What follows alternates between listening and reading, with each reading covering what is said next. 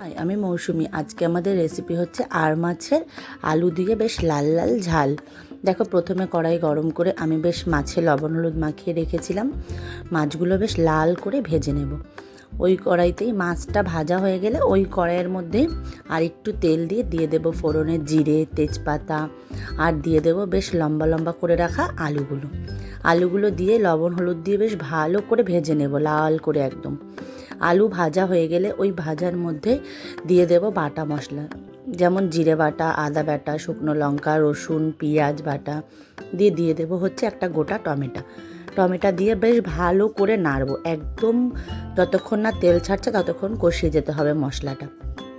যখন কষানো হয়ে যাবে তখন ওর মধ্যে দিয়ে দেব যতটা পরিমাণ লাগবে ঝোলের জন্য জলটা দিয়ে যখন ঝোলটা ফুটে উঠবে তখন ওর মধ্যে দিয়ে দেব ভেজে রাখা মাছগুলো দিয়ে নামানোর আগে দিয়ে দেব বেশ কিছুটা একটু গরম মশলা দিয়ে নামিয়ে নিলেই কিন্তু রেডি হয়ে যাবে আমাদের আর মাছের ঝোল, ঝাল যাই বলো না কেন।